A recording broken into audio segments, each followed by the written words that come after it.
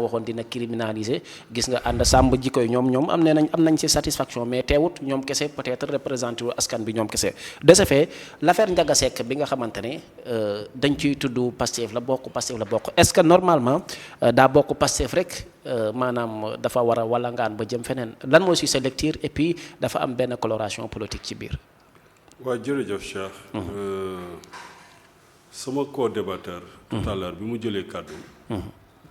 dafa ni mi ngi ñaan daal débat bi mara nekk bañ a nekk débat de borne fontaine. bi mu ko waxee sama xel daal mais comme c'est un intellectuel je crois que sunu débat tey dina neex. mais dès que mu jël kàddu gi rek. déception bu mag la am. dans la politique politicienne. Argumentaire yi mu indi. C'est pas digne d'un intellectuel. mbiru góor jigéen. guléet ci Sénégal guléet. ñi ko doon def. am tiitaange. képp koo xamante ni. mës nga koo def. doonte yàgg na walla yaa ngi ci. sa fit toogul loolu lan moo ko indi lu dul loi bi ñu voté à l'Assemblée nationale. xam nga Sénégal day toll benn moment boo xam ne dañuy jël politique ñu teg ko fële jël réew mi teg ko sunu kanam xool li nga xam ne moom mooy intérêt réew mi ñu am ci benn minimum de consensus.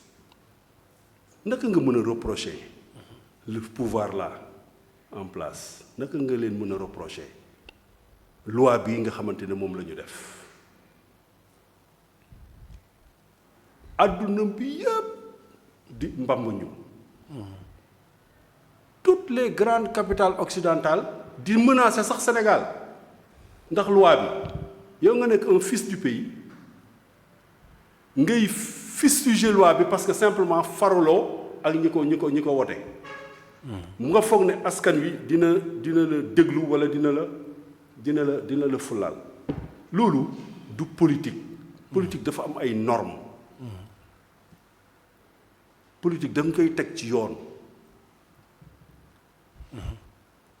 au Sénégal boo déggee ñu naan lii luñ toléré la woon la mosoo fi gis enquête de cette ampleur là répression de cette ampleur là musul am ba Sénégal di Sénégal ba tey te pourtant góor jigéen ñi ñu ngi fi woon pouvoir bi mu bokkoon son leader ñi ngi fi woon moment bi góor jigéen yii ñu jàpp ni actuellement di def lu leen neex fii ñu leen di jàpp di leen libérer en 24 heures. Donc vraiment ñoom ils doivent même raser les murs. Je crois que phénomène bi tey fi mu toll ñoom ñoo ko fi indi ndax bu nekkoon il y a 10 ans ou 20 ans ci ginnaaw ñi yoroon réew mi ñi ngi doon def liñ ci war a def comme ñi actuellement ñi yor réew mi liñ ciy def kon phénomène bi du am ampleur bi mu am tey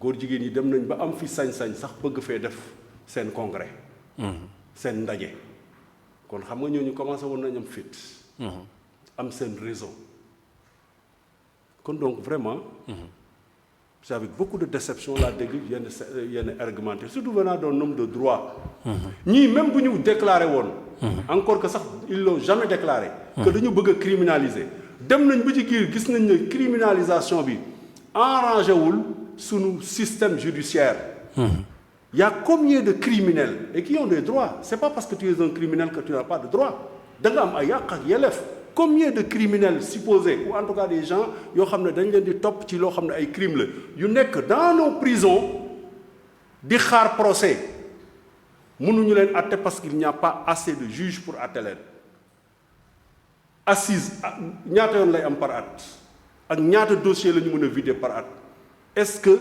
c'est intelligent aujourd'hui nga jël lii nga bëgg ko criminaliser sànni nit ñi ci biir prison bi fàtte leen foofu je ne pense pas que ça soit une solution ñi nga xam ne ñoo yenn woon coow li yenn combat bi muy ànd sàmm jikko bi jikko yi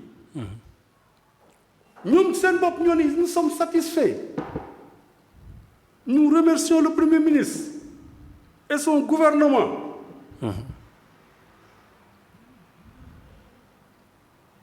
Mais Ok. finalement, tu ne Ok. comprends rien. Ok. Beneen bi, mooy wax nga tout à l'heure, cette corrélation qu'il y a entre Ndiaga Seck ak Le Premier Pastef Pastef. ak le leader de Pastef. Man maa ngi massawu vraiment Pastef yépp di massawu principalement mon leader Ousmane Sonko. li tax ma koy massawu mooy donte nitu dëgg la mu leer ma ne du faral même ki mu jur ci géñoom du ko faral ci loo xam ne du dëgg boo amee sa nit sa xarit walla ku taq ci yow natt bu toll nii dal ko loo dëgër di nga am ay grincement de cœur di nga am lu la naqari kon ñun war nañ ko masawu parce que Ndiaga xaritam la woon donte nattu bii dal na ko yaa ngi dégg mais nag ñun sunu baat ca kaw sunu li séeréer di wax cokes toog parce que simplement l'histoire retiendra que c'est le Premier ministre Ousmane Sonko moom moo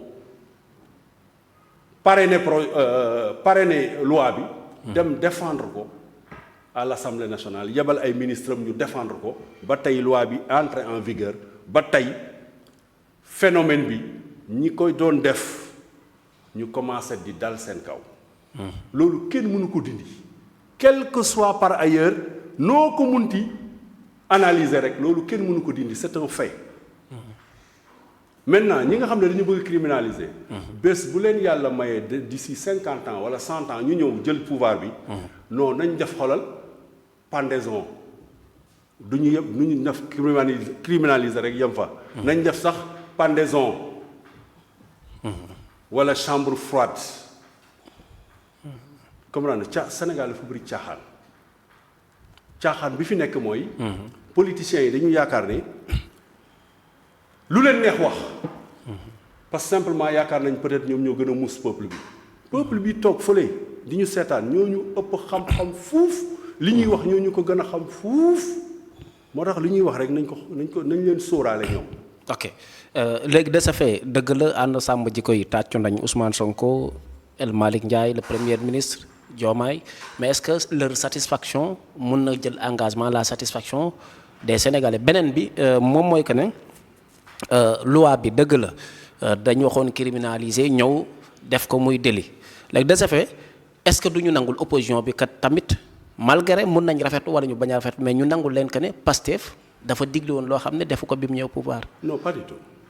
pas du tout Pastef li mu waxoon. ca la ne. ok Pastef. la mu waxoon. loolu ca la nekk. dégg naa la xoolal loolu ay terminologie la. ay criminaliser c'est pas ça c'est le plus important xam nga le plus important c'est quoi. mooy c'est de dire aux Sénégalais. lii dañ ko fi tere ku ko fi def. yoon dina rëq sa ndigg te yoon a ngi rëq ndigg ñu koy def c'est ça le plus important. et les peines ont presque été doublées. c'est pas parce que ñu ngi lay mais yow mun nga def délit. man ma def crime. yow ñu tëj la lu ëpp lu ñu ma tëj man. xamuloo loolu. c'est des peines individuelles. mais c'est ça je veux dire qu'une peine criminelle peut être inférieure à une peine délictuelle. Donc débat bi ci ay sémantique yooyu c'est pas important ce qui est important mooy que le pouvoir qui est en place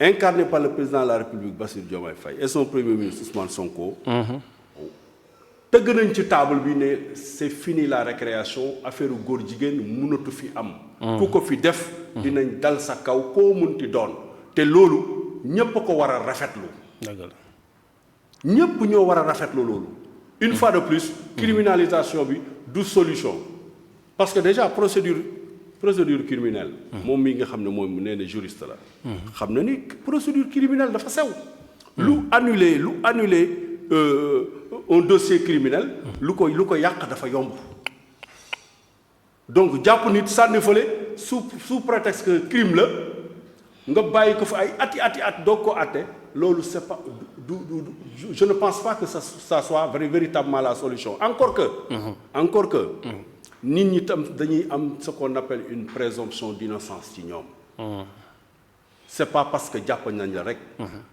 c'est li may wax nii c'est important xam lu tax parce que àdduna dafa gudd tànk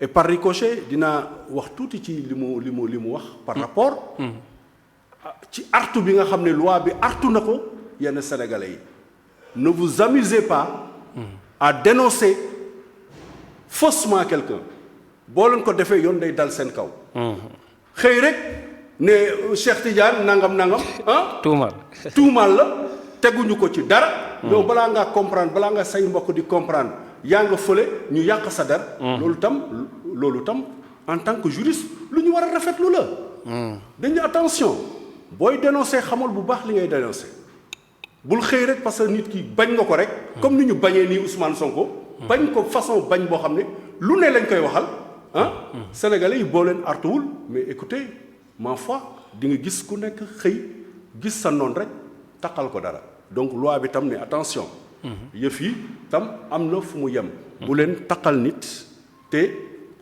amu leen ci ay firnde c'est pas dissuader loolu vraiment à la limite iñaan daal baaxul yal na yàlla musal ci ko iñaan jërëjëf tu permets voilà ok aussi am na des faits qu'il a dit